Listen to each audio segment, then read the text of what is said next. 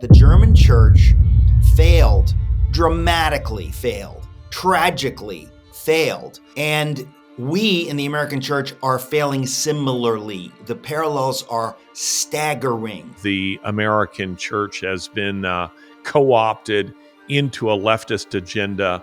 Where do you think it went wrong? It's been going on since Eden. Where do we want to start? We can go back to Jesus' day.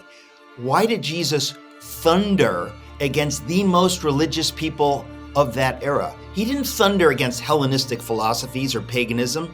He thundered against the people who knew the Bible backwards and forwards. They were utterly religious, and yet they were agents of the devil. He said, "You are of your father, the devil." When you look at the madness of the cultural Marxism, Antifa, open borders, transgender lunacy, none of it makes any human sense. On a human level, it just seems insane. A lot of people who are not Christians look around and go, what is happening? This seems insane. Am I missing it?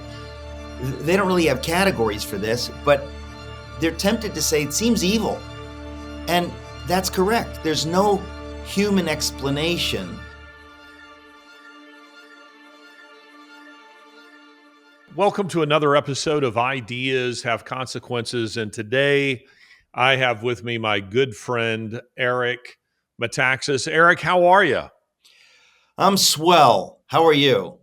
I am doing very well. Sounds like you're in Connecticut today, and you're very busy. You know, you're traveling all over the country, a variety of speaking engagements. You got a movie that's coming out. You've got a new book that's coming out. Give us an update of all the things that you're up to, Eric. Well, honestly, I say I'm swell. I just like the word swell, but it's been a huge challenge. But it's all good. Listen, we're in a spiritual war, and it's an honor that we get to work with the talents and the time and the energy and the resources God gives us for His purposes in history and for eternity. And that's at the heart of everything that I hope I'm doing. I've written so many books, but I've never in my life ever felt this kind of sense from the Lord that He wanted me to speak a certain message. And it's a strange thing to say. I know some people think like, what do you mean by that? It sounds mystical. I don't want to take time trying to get into the minutia of that because it's difficult to express. But Letter to the American Church is a cri de coeur. It is something that I felt this urgency that I have to speak this message to those in America who would say, I'm a Christian. I felt I've got to spell out what I think God is trying to say. And a lot of it comes out of my experience in writing the Bonhoeffer book. That's the longest book I ever wrote. This Letter to the American Church is the shortest book I ever wrote. But it's trying to connect the dots to say that the German church failed, dramatically failed, tragically failed. And we in the American church are failing similarly. The parallels are staggering. And so I wrote the book. It clearly struck a nerve. I can say that it does seem to me that God was with me in trying to get me to write it because I'd never expected it to strike a nerve like it has. But it really, sometimes it's not enough to write a book. You know this, that, not everybody reads. And I felt so strongly about this, and I was speaking all around the country, working myself ragged, frankly. And a couple of folks who were like Hollywood veterans heard me speak at a church in California, and they said, we need to make a film about this message. And so they made the film, which is Letter to the American Church. It's the same title as the book. And that is screening all around the country. Anybody can watch it. Anybody can pay to watch it. But we're making screenings available free to any church that wants to do a free screening of this film. It is a fantastic film. And to put it in a nutshell, Larry, it's about saving America for God's purposes. We are in big trouble. We're in an existential crisis where we will cease to be. We're on the verge of ceasing to exist as a nation in any real sense. And I believe God's message is it is His people, His church, that are called to stand up. And if we will do what God calls us to do, if enough of us, a holy remnant, will wake up and stand and act the way the German church didn't, we can save America from the brink. It doesn't deserve to be saved from the brink, but I believe that's God's will. And so I've been extraordinarily busy with that, lots of other stuff, but that's at the heart of it. We recently had some monumental news that no one is talking about. For the first time in our history, the interest we pay on the national debt surpassed every individual budget item except Social Security. That's right. The U.S. now spends more on interest than on national defense or even Medicare. And it's only getting worse as big government continues to spend like drunken sailors. That's why savvy investors, central banks, and concerned savers are turning to gold, something not tied to the inflated U.S. dollar. You can too with the help of Birch Gold. For over 20 years, Birch Gold Group has helped thousands of Americans protect their savings by converting an IRA or 401k into an IRA in physical gold. To learn more, text IDEAS to 989898 and claim your free, no obligation info kit on gold. Birch Gold has earned my trust, and their education-first approach, their thousands of happy customers, and their countless five-star reviews are all reasons why you should invest in Birch Gold. Protect your savings today. Text IDEAS to 989898. Eric, we'll come back to the book in just a moment. But let's talk about the existential crisis in America and the evil that we're seeing rolling across this country like a dark cloud. What do you see as really the root of the problem that's we're seeing in America politically, socially, culturally? What, in your view, is the root of the problem? Well, the root of the problem is a rage against God. It's just that most people maybe wouldn't know that. In other words, when you look at the madness of the cultural Marxism, Antifa, open borders, transgender lunacy, none of it makes any human sense. On a human level, it just seems insane. And a lot of people who are not Christians look around and go, what is happening? This seems insane. Am I missing it? They don't really have categories for this, but they're tempted to say it seems evil. And that's correct. There's no human explanation for what we're talking about. We can talk about the Cloward Piven strategy, but this is evil. This is satanic evil. And we have been so blessed. We've never seen this in our lifetimes in America. Many people around the world have seen it, tons of it. My mom saw it in Nazi Germany, saw it when the Soviets took over her part of Germany, became East Germany. I mean, if you've lived in the Soviet bloc, if you've seen evil, but most Americans have not. And what we're seeing now is God allowing evil. I believe Romans 8:28, for his purpose is to wake up those who can be awakened, to wake up people to see that, I didn't know it could get this bad. I didn't know it could ever get this bad in America. I think it's waking up a lot of people. And I think that what I keep saying, and I have the sequel to Letter to the American Church will be out in weeks, and it's called Religionless Christianity. That's a Bonhoeffer phrase. It's called Religionless Christianity, God's Answer to Evil. And I say in that book, we're in our third existential crisis of our history. The first was the revolution. We ought never to have come into existence, and it's only by God's miraculous grace that we came into existence as a nation. The Civil War was a second existential crisis. We're now in the third, and we're dealing with globalism. We're dealing with Chinese communism. We're dealing with every kind of evil from within and from without. And it's the Lord's will that his people stand against this. And what I deal with in Letter to the American Church is this lie, which many German Christians believed in the early 30s, that, you know what, it's not our job. We're not supposed to be political. We just want to do church. We just want to praise the Lord, and we just want to do church, and we want to be left alone to do church. That is pietistic.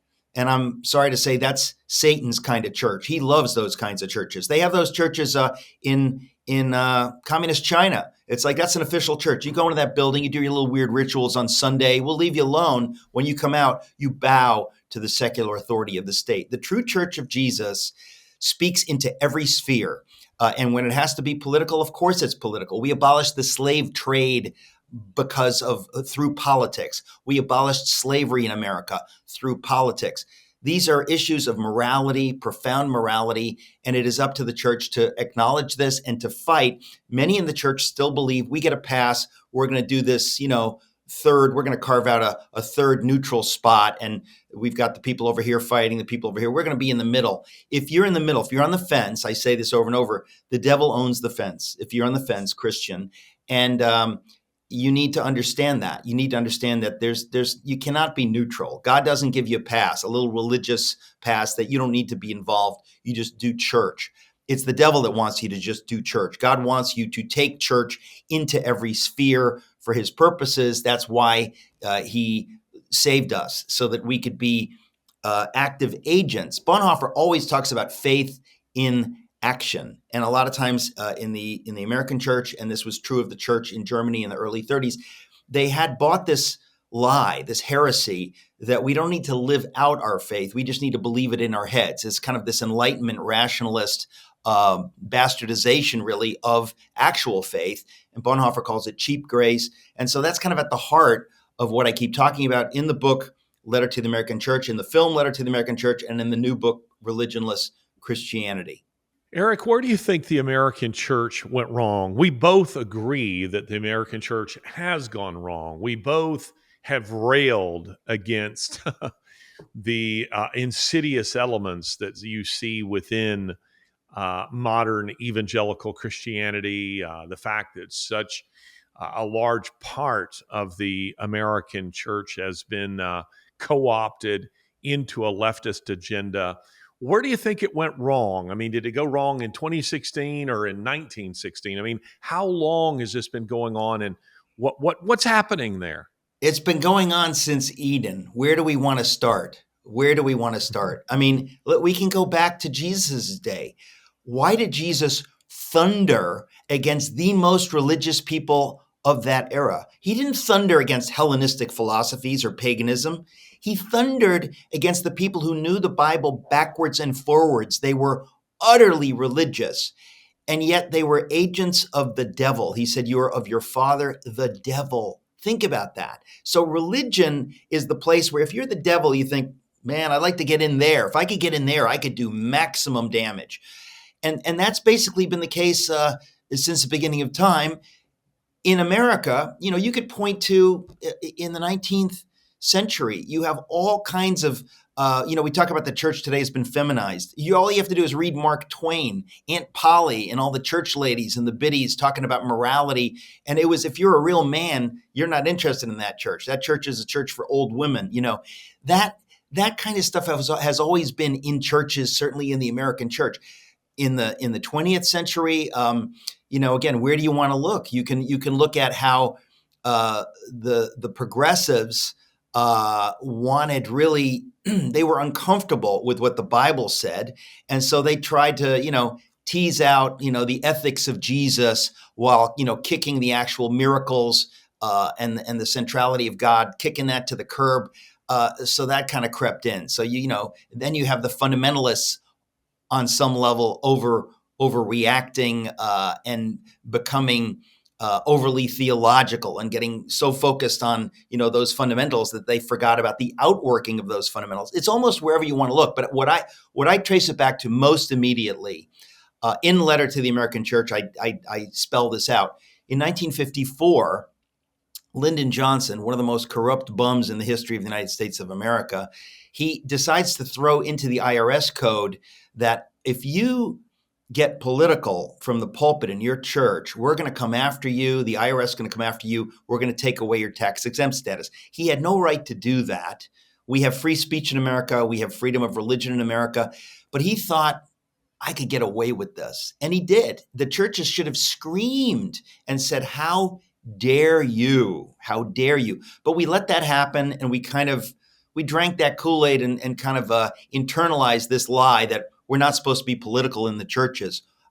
that's really nonsense. I mean, we're not supposed to make an idol of politics, but guess what? We're not supposed to make an idol of anything, right? So that lie kind of crept in, and it took place over time. So there's almost no tracing it, because everywhere you look, you see it.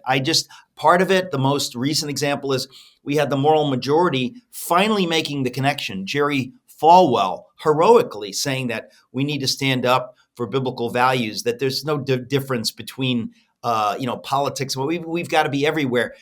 In some ways that rubbed some people the wrong way, or maybe it wasn't executed correctly. So some people finally in the 90s said, you know what, we're done with that. We're just going to do church. And here we are again, just doing church and just saying, well, we don't want to get involved in these controversies. We just want to preach the gospel. That's just not biblical. And the most dramatic example, it happened in 2020. The government says, hey, churches, you're nothing. You're scum. You're nothing. Shut down. How many churches said, "Oh, okay, Romans 13, we're gonna comply. We'll shut down." That was a test, and the American church dramatically failed that test. We ought to have said, "How dare you tell us to shut down? We will not neglect the assembling, the gathering together. This is our faith.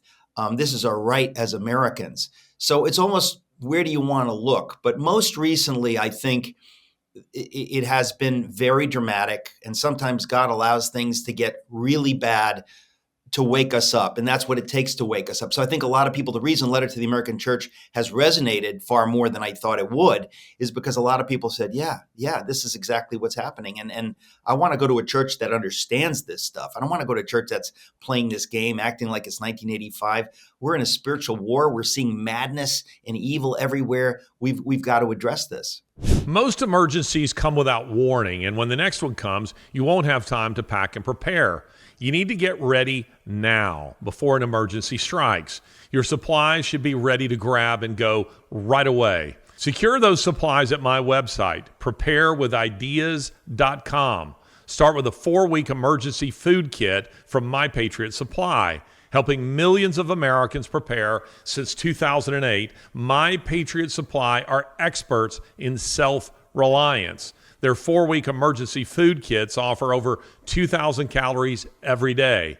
Protected by heavy-duty, 4-layered packaging, these kits last up to 25 years. Sealed inside rugged, handled buckets, they're made to grab quickly. Go to preparewithideas.com and save $50 per kit. They ship fast and free in unmarked boxes. Save $50 per kit at preparewithideas.com. Preparewithideas.com. And I often say there are no absolute beginnings, when it comes to a given ideology. We can, or even a war. Did the First World War, did it begin with it started as a result of the assassination of Archduke Franz Ferdinand? Oh, we can go back to the Franco-German War. Oh, we can go back to the Napoleonic era. The enmity existed. It was deep going back that far. But there has to be a place that we look to and we say, yes, there were sinful, insidious elements always within the church, but there's somewhere that it really gained steam in a big way. Yeah. And I wonder, I'm just going to throw this out, and you may suggest that it's somewhere else, but often those elements were kind of on the periphery. I mean, you always had the Reverend Wrights out there. You always had the Al Sharptons. You always had the prosperity gospel element and televangelist types. But to me, it seems that it really, the non-political, political element that came into the church. And you know what I mean by this. The people who tell you, the Russell Moores, who will tell you that the church shouldn't be political, are always the most political people. I mean, politics defines absolutely everything they do. It colors their understanding of Scripture. But to me, it seemed to really gain momentum with Tim Keller. And that's because Keller was, I was a PCA elder for many years. If you're not familiar with that and you're listening to us, that's, the biblically speaking, you have elders and you have deacons, and elders are responsible for the spiritual welfare and teaching within a church, and deacons are responsible for the physical care of the body. And I remember this was back in the 90s. Keller, was really kind of coming into his own. He was greatly revered within the PCA, the Presbyterian Church in America, not to be confused with the PCUSA, very conservative, and theologically speaking, politically speaking. And I was a delegate for the PCA for my own particular church. So I go to the General Assembly, which was taking place in I think Orlando at the time. Could have been Tampa. And Keller was a rock star. I mean, he was just being greeted as a rock star. He was a guy that I very much, looked up to. I can't say that I'd read a lot of his books at that time, but I'd listened to a few of his sermons, and I thought, oh yeah, I'm my own pastor. Everybody says this guy is the standard. And I remember even then kind of coming away from hearing him speaking thinking, but I thought, okay, everyone would say, well, Keller, he's in New York, and, you kind of have to give him a pass because he's trying to reach a more left-wing audience. But by the time we get to say about, 2010 at the latest, I'm hearing more people saying this guy is having a really detrimental effect on seminaries, on a generation of pastors and young men who are coming along within evangelical Christianity. And it felt to me like that's when you were really starting to see it pick up steam. Would you agree with that, or do you think it long predated that? Well, look, it's always both, but your analysis is brilliant. And I have a hard time with the Tim Keller thing. Why? Because he was a friend. You knew him. Wrote the foreword to my Bonhoeffer book.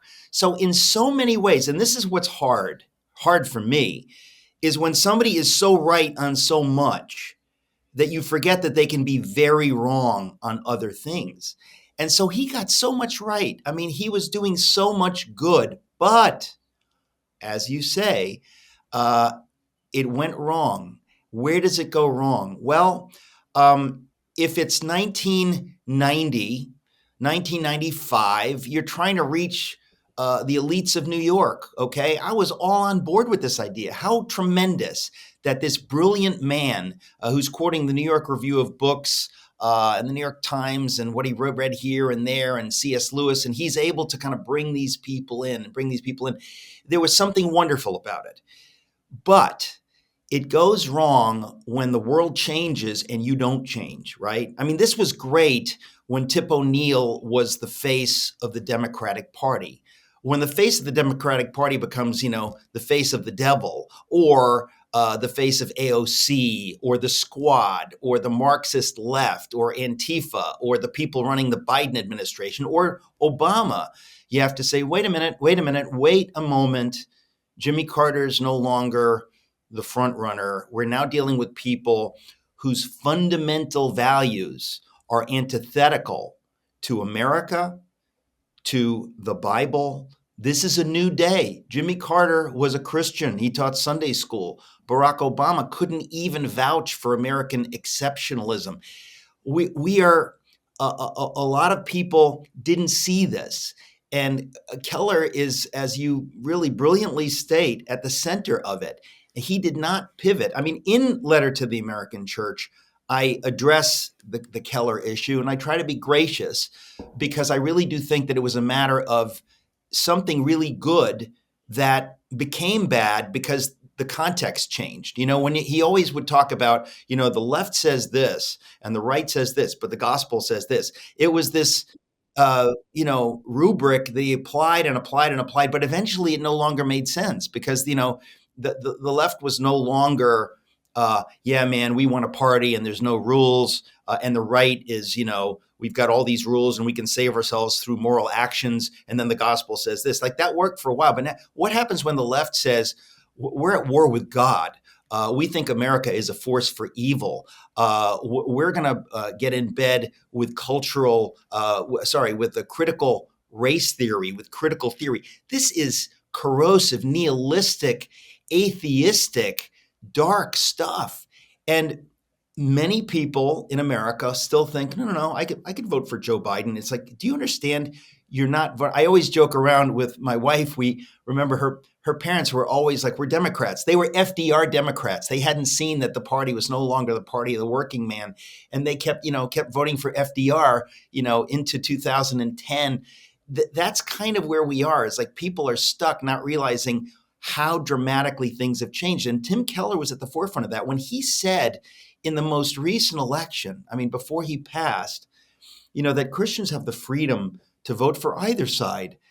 I just thought this is preposterous, and it becomes shameful because the idea, first of all, to say that, you're free to vote for who you ever want, it's like saying I'm free to commit adultery and, there's grace.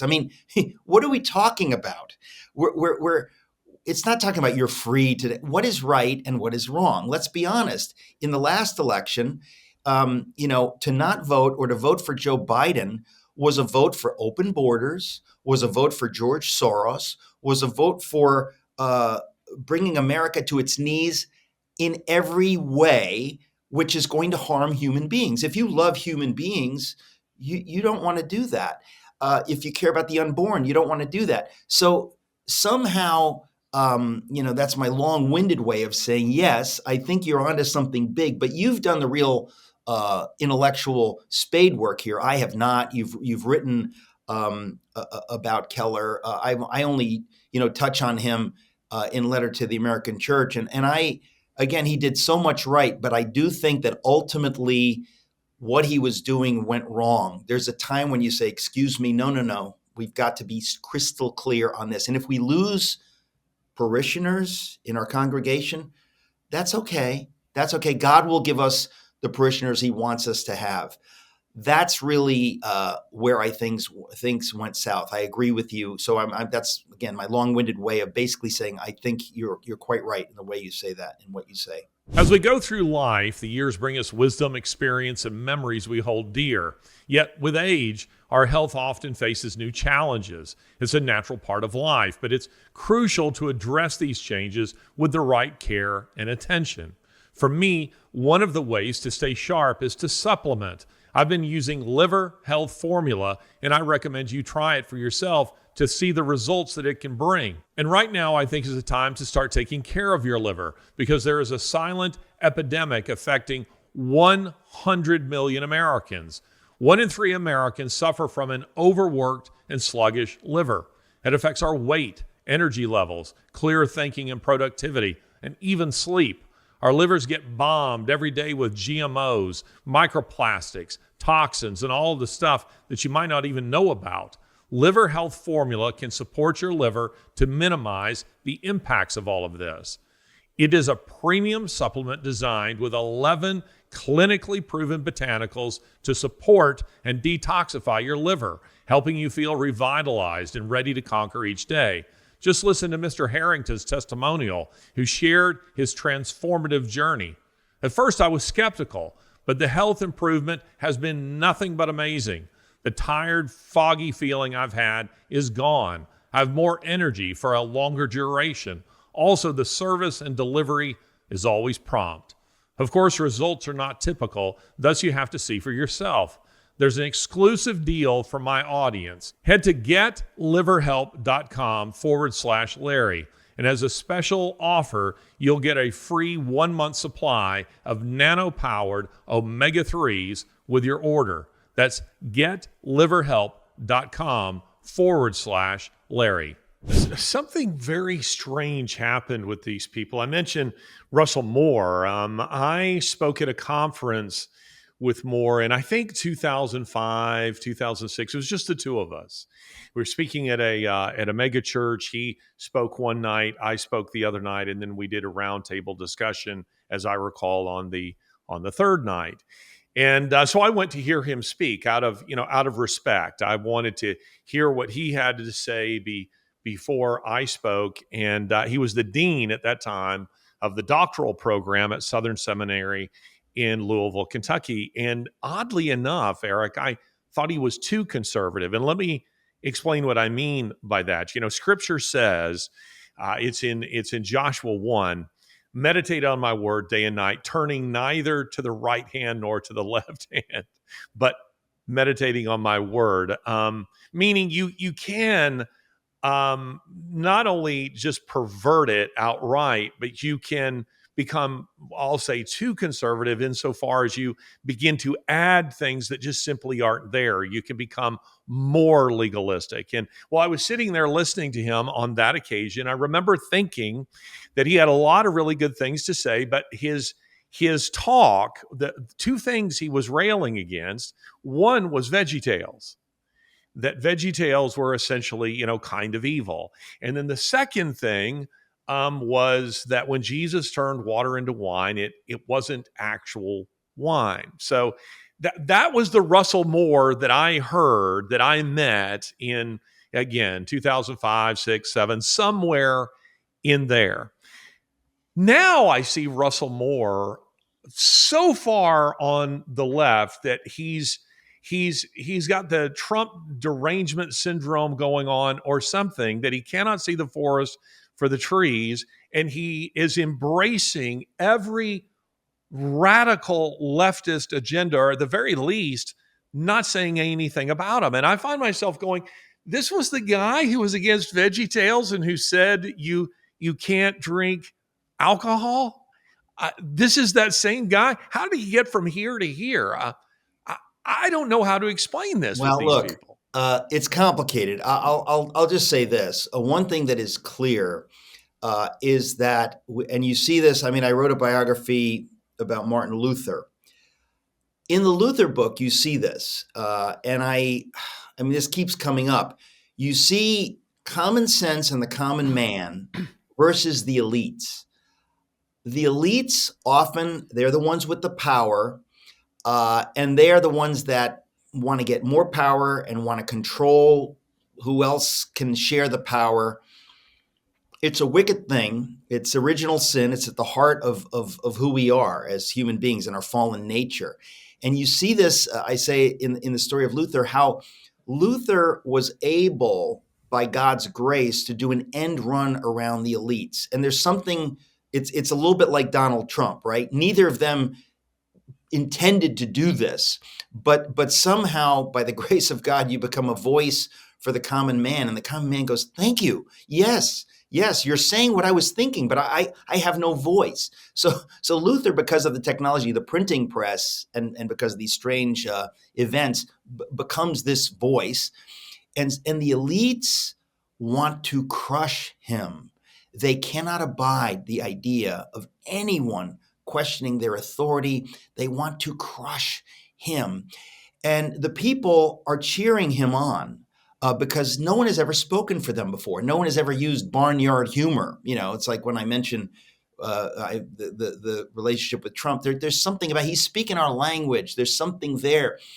And you see this with Trump. Trump didn't have a plan, right? Trump just says, I love America and I see problems and I want to fix them, whatever. He has no idea, any more than Luther did, what he is getting involved with. He is going against entrenched elites that they're going to crush him. They're going to do everything they can to crush him.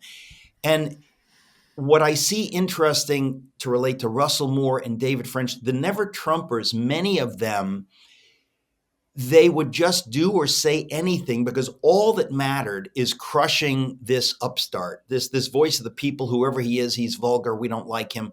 We're gonna say whatever we have to say. Tell us what to say.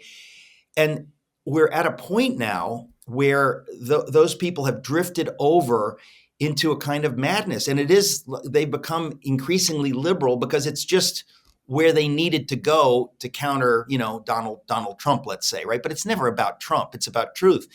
And so recently, you mentioned Russell Moore. I mean, Russell Moore is the head of Christianity Today. It used to be a wonderful centrist evangelical magazine. It is now utterly leftist. It's horrifying. It's just amazing to me. And his ally, David French, recently endorsed Joe Biden. And I think to myself, look, I understand if you don't like Trump. I get it, right? But you're endorsing a man who seems to be dismantling the United States of America in every way possible. If you were in bed with China, which he is, and you said, "How can we destroy America? How can we make China stronger and America weaker?" What would you do? You'd do everything he's doing. In other words, to not see this, to endorse him as David French just did because of your hatred of Donald Trump, there's a kind of madness that we're dealing with, Larry. It's a kind of madness, and it's come into the evangelical church. David French, Russell Moore, and Phil Vischer, who started VeggieTales, all appeared in Rob Reiner's horrific film called God and Country, which demonizes us, which demonizes Christians as what's the boogeyman? Christian nationalists, people who want power, who want political power. It's just, I mean, wherever you look, it's a kind of madness. And, which leads me to my book, Letter to the American Church. Ladies and gentlemen, we have to get in this game. If you're going to a church that says, well, I might not agree with that, but I don't want to take a stand, you had better take a stand, because this is no different than what happened in Germany in the 1930s. What happened was evil was rising and the church refused to acknowledge it, refused to fight against it. And by the time they saw, we better do something, it was too late. That's where we are in the American church. And it's why I wrote Letter to the American Church, or I should say why I believe God called me to write Letter to the American Church. And it's why we made the film, because there is very, very, very little time to get this right. The window is closing. If the church doesn't stand up, or if enough in the church don't stand up within this year, it is over. And that's why I will say it again. The film is available free to any church that wants to do a screening. We've had hundreds take us up on it, but there are many, many thousands and thousands and thousands. How do they do that, Eric? Just the website, lettertotheamericanchurch.com. You can buy the DVD. You can watch the film there if you want to pay for it, watch it at home or with your friends or whatever. There's a study guide, but there's a list of all the churches doing free screenings, and we're adding to that every day. And you can there sign up your church for a free screening. And I say to people, take us up on it, folks. We're not in this for the money. We haven't even made our money back yet. But this is about saving America for God's purposes. And it is as urgent as it gets. This is as urgent as it gets. I beg people to take that seriously. It's just lettertotheamericanchurch.com. Everything is there, lettertotheamericanchurch.com.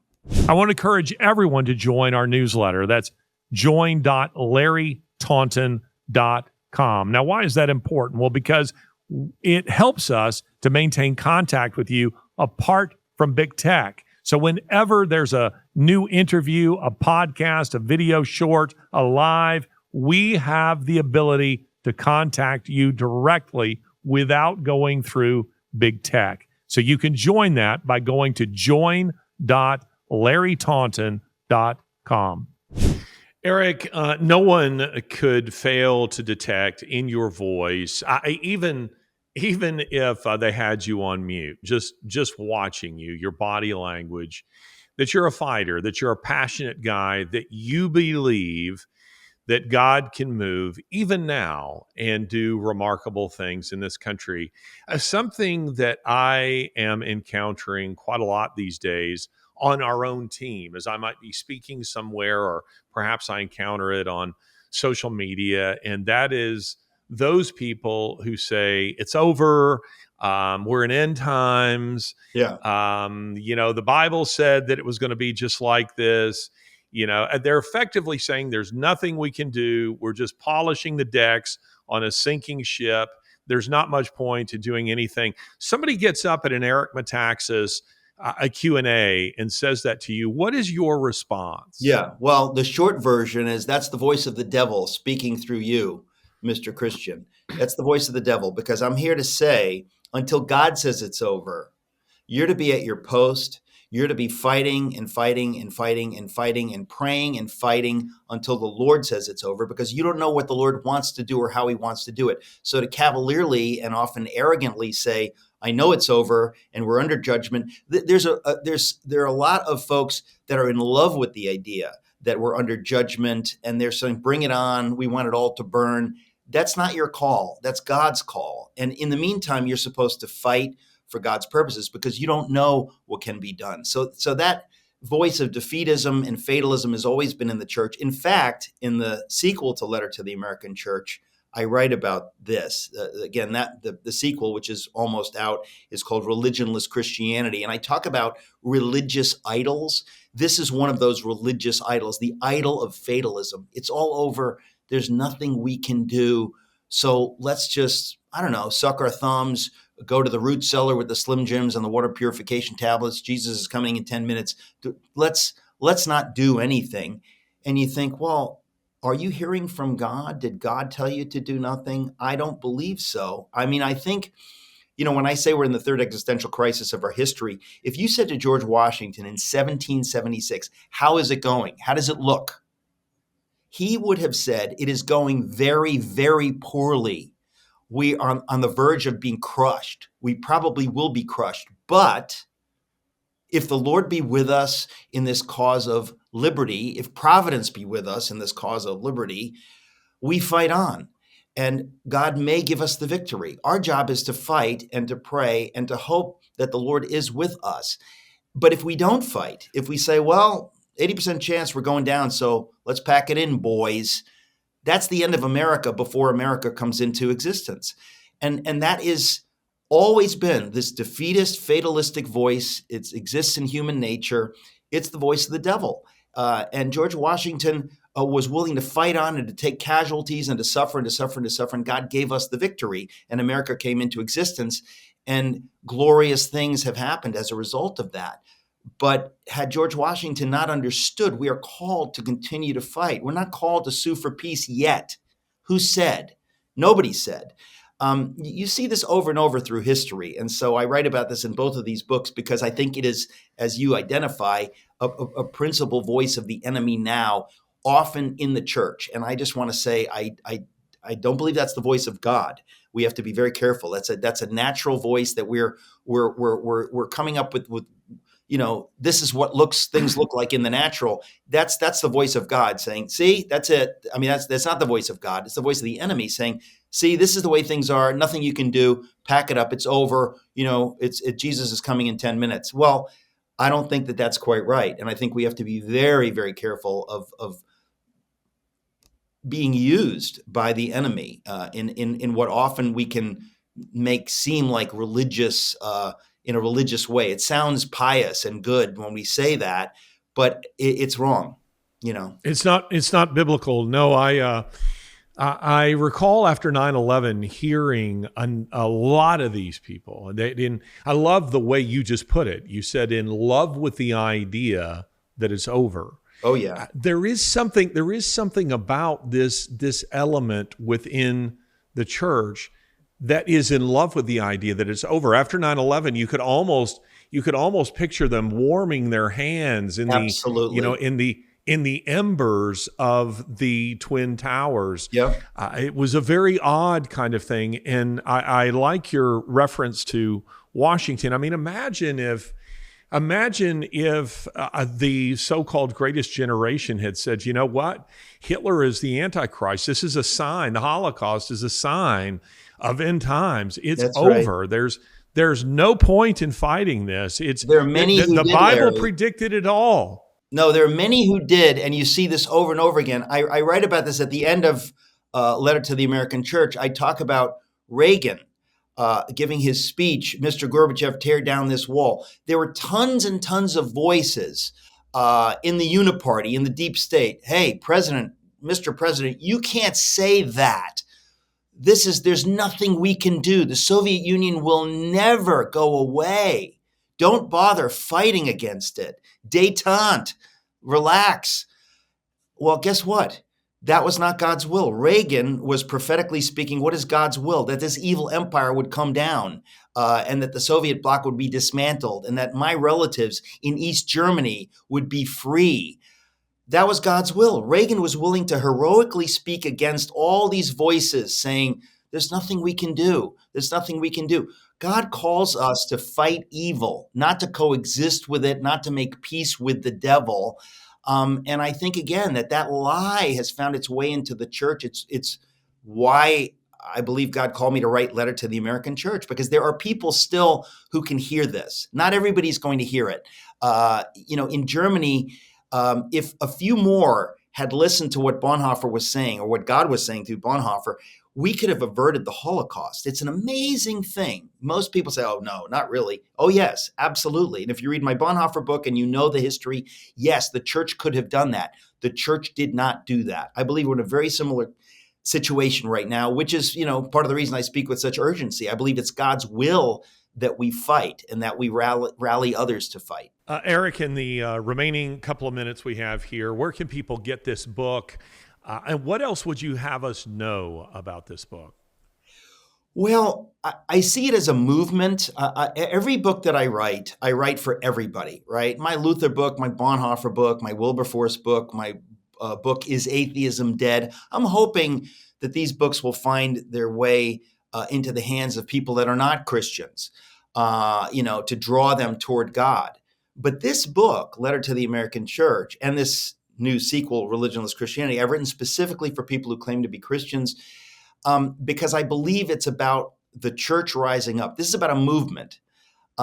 We have to rise up. We have to do what God has called us to do, which is take our faith into every sphere actively. We've got to cease being pietists or practically being pietists and saying, well, I do church. I believe these things.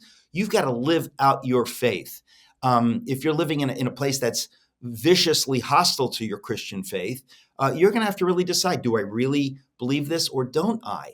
And I think in America, we have been inured to evil. We kind of act like it doesn't really exist. We pretend that we've evolved past it, and we haven't. And the Lord is allowing these horrible things to happen now so that those who can wake up will be awakened. And I believe if the church will wake up, and I believe every day it is waking up a tiny bit more, I believe we can avert the nightmare that we deserve.